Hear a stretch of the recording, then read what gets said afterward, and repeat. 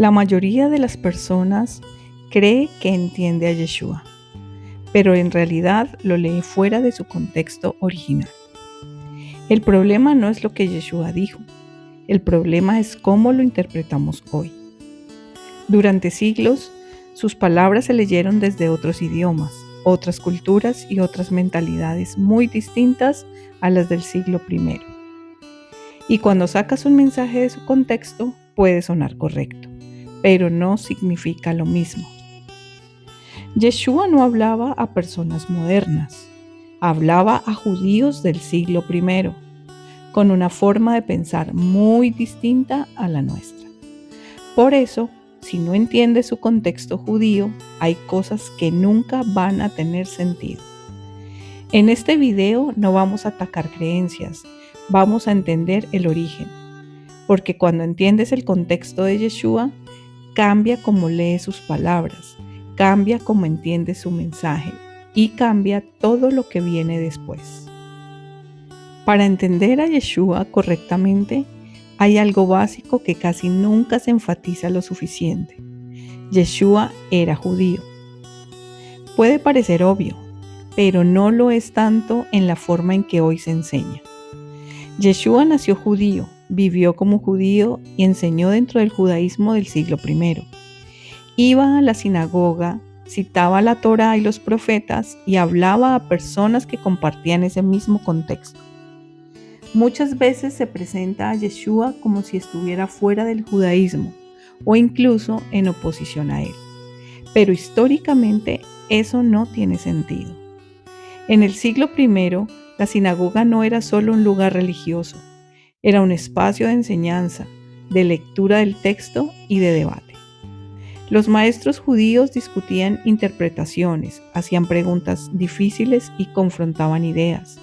Eso no significaba rechazo del texto, significaba que el texto importaba.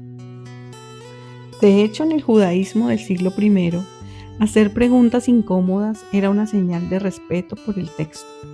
Los maestros no repetían las escrituras de forma automática, las analizaban, las discutían y las llevaban a la vida diaria. Por eso Yeshua hacía preguntas difíciles, no para destruir el mensaje, sino para profundizarlo. Yeshua participaba de ese mismo ambiente, no hablaba desde fuera del sistema, hablaba desde dentro, intentando volver al sentido original. Por eso muchas de sus discusiones no eran contra la fe judía, eran discusiones internas.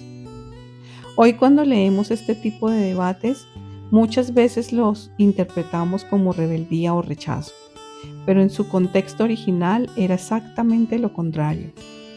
Era una forma de mostrar que el texto era importante y que valía la pena entenderlo bien.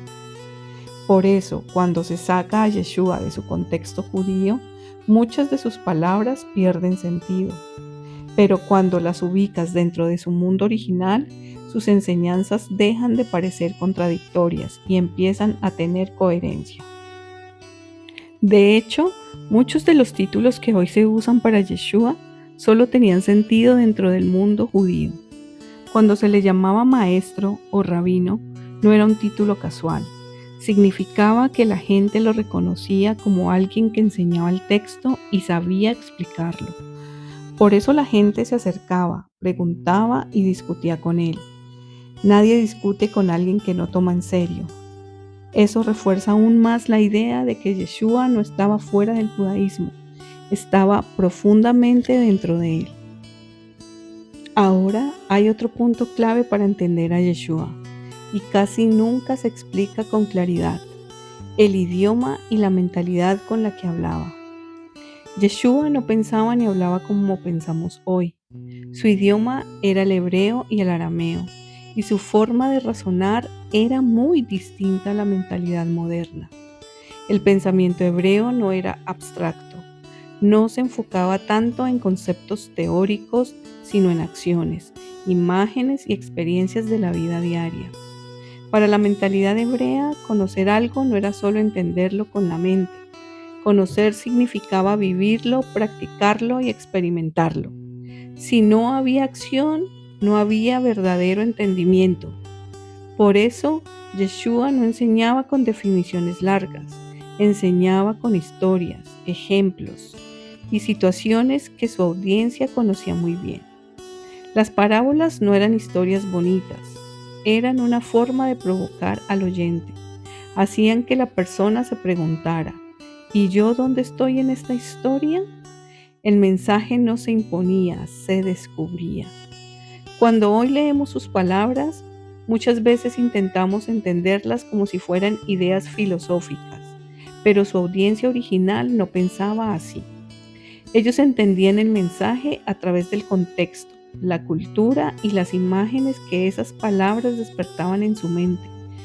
Por ejemplo, cuando Yeshua hablaba del reino de Dios, la gente no pensaba en algo abstracto o lejano, pensaban en una realidad que debía vivirse y experimentarse y reflejarse en la vida diaria. El problema aparece cuando ese lenguaje lleno de imágenes se traduce a otros idiomas y se lee fuera de su contexto cultural. No porque la traducción sea mala, sino porque el idioma original llevaba una carga cultural mucho más profunda. Hoy muchas personas leen esas mismas palabras esperando respuestas rápidas, pero el mensaje original no buscaba respuestas fáciles, buscaba transformación. Por eso muchas enseñanzas de Yeshua hoy parecen confusas o difíciles de aplicar, no porque el mensaje sea complicado, sino porque lo estamos leyendo desde otra mentalidad, y entender esto es clave para todo lo que viene después.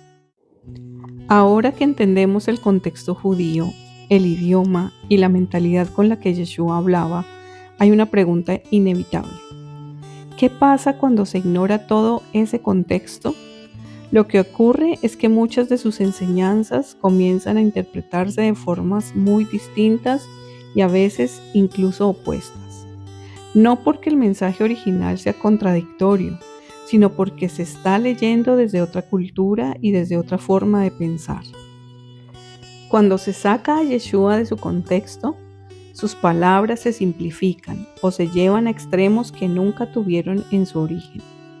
Frases que originalmente tenían equilibrio y profundidad terminan convirtiéndose en debates sin fin.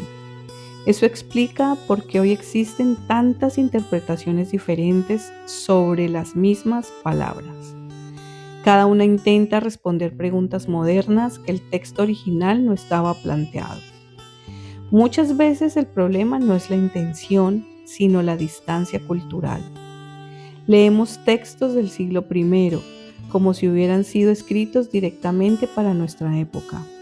Cuando eso ocurre, se pierden matices, se pierden imágenes y se pierde el sentido original del mensaje. Por eso algunas enseñanzas de Yeshua hoy parecen confusas, radicales o incluso contradictorias entre sí. No porque lo sean, sino porque fueron sacadas del marco donde tenían coherencia. Cuando se recupera el contexto histórico, cultural y lingüístico, muchas de esas tensiones comienzan a resolverse, no porque desaparezcan todas las preguntas, sino porque ahora sabemos desde dónde leerlas. Y esto nos lleva directamente a uno de los temas más discutidos de todos, cuando Yeshua dijo que no vino a abolir la ley, sino a cumplirla. Pero para entender realmente esa frase, primero era necesario entender todo lo que acabamos de ver. Todo lo que acabamos de ver no es solo historia ni información académica. Entender el contexto de Yeshua cambia la forma en que lee sus palabras hoy, cambia cómo entiende sus enseñanzas y por qué muchas frases generan tanta confusión. Cuando se recupera el contexto, el mensaje deja de ser una colección de frases sueltas. Empieza a verse como un mensaje coherente, con propósito y con profundidad. Esto no significa que todas las preguntas desaparezcan. Significa que ahora sabemos desde dónde hacerlas. Y eso es clave para temas que suelen dividir opiniones, especialmente cuando se habla de la ley, los mandamientos y lo que Yeshua realmente quiso decir. En el próximo video vamos a profundizar en una frase que ha generado debate durante siglos, cuando Yeshua dijo que no vino a abolir la ley sino a cumplirla. pero ahora ya sabes algo importante. Esa frase no puede entenderse correctamente si se saca de su contexto original. Si este contenido te está ayudando a ver la Biblia con más claridad, suscríbete al canal, comparte este video con alguien que también quiera entender estos temas en profundidad y déjame en los comentarios qué tema te gustaría que analicemos después.